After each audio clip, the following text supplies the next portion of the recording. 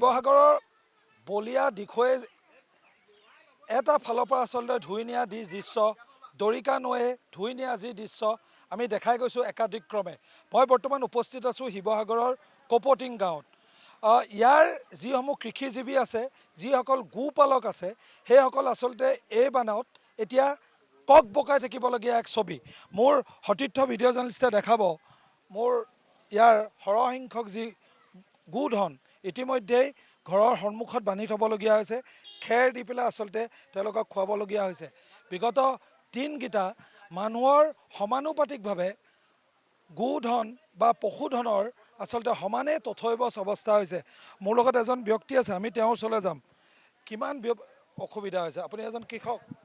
বহুত অসুবিধা হৈছে আমাৰ ইয়াত একদম মানে ঘাঁহ পানী নাই। এতিয়া অকল খেৰ কেইডালমান দিয়ে ৰাখি থৈছোঁ গৰু। এতিয়া গৰু মানে আজি 10 দিনে এনেকৈয়ে ৰাখিছোঁ আৰু উপায় নাই, কি কৰিব।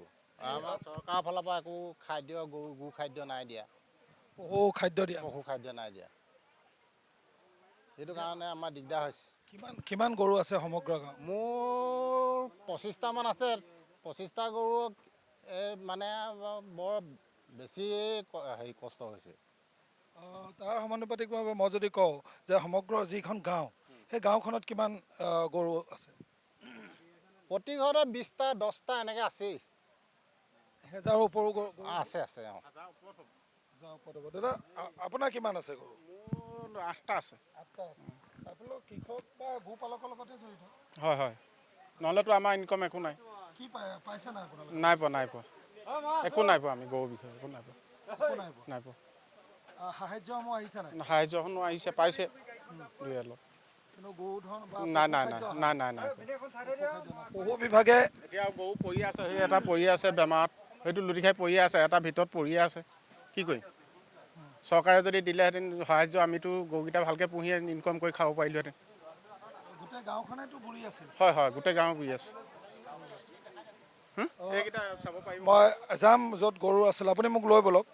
বহু দূৰ নিনিব, আপুনি লৈ ব'লক। মই ইয়াৰ যি সামগ্ৰিক যি পৰিৱেশ, সকলো ব্যক্তি আচলতে বাহিৰত ওলাই থাকিবলগীয়া হৈছে ইতিমধ্যে। এই গোটেই ছাইডটোত মোৰ সতীৰ্থ বিজনে এটা মই ভিজুৱেল লৈ ল'বলৈ ক'ম তেখেতক, কি ধৰণে গৰুসমূহ দাঁতিত আচলতে বান্ধি থোৱা পৰিলক্ষিত হৈছে। আৰু ক'ত আছে আপুনি ক'লে? ইয়াত ইতিমধ্যে ছাগলী আমাৰ প্ৰত্যক্ষ কৰিছোঁ, ছাগলীও আছে। দুখ পাই গ'ল খাকীত দুখ পালে ডক্টৰে মানে এতিয়া মাতিলেও আহিব না, ডক্টৰ পানীত আহিব নোৱাৰে। এতিয়া গৰুজনী মই কি ব্যৱস্থা কৰিম? সেইজনী গৰু গাভিনী, সেইজনী গৰুৱে মোক ঘৰখন চলাই আছে। আৰু সেইকেইটা গৰু লৈয়ে মই পুহি জীৱন নিৰ্বাহ কৰোঁ। ঘৰ পিছুৱে এইটো ডুবি আছে। এয়া আচলতে পৰিৱেশ, কি ধৰণে আচলতে মানুহৰ সমানুপাতিকভাৱে যিটো কথা অসুবিধাৰ সন্মুখীন হৈছে, তথৈবচ অৱস্থা হৈছে। ইয়াৰ সমানুপাতিকভাৱে আচলতে গোধন বা পশুধনসমূহ, যিসমূহ মানুহে কৃষক বা গোপালক বা ছাগলী পালক হৈ গাখীৰ আচলতে বিক্ৰী কৰি নিজৰ জীৱন নিৰ্বাহ কৰিছিল, তেওঁলোককো কিন্তু এই বলিয়া যি বান্ধ, সেই বলিয়া বান্ধে বাৰুকৈ চুই গৈছে।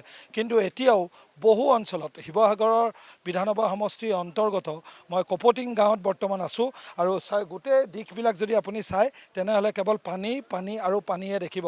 কিন্তু এতিয়াও ইয়াত মানুহেতো যি আংশিকভাৱে যি সাহায্য পাইছে, কিন্তু তাৰ সমানুপাতিকভাৱে কিন্তু গোপালকসকলে পশু খাদ্যকে আদি কৰি বা ডক্টৰৰ যিটো ব্যৱস্থা থাকিব লাগিছিল, সেইটো নাই পোৱা বুলি তেওঁলোকে অভিযোগ কৰিছে।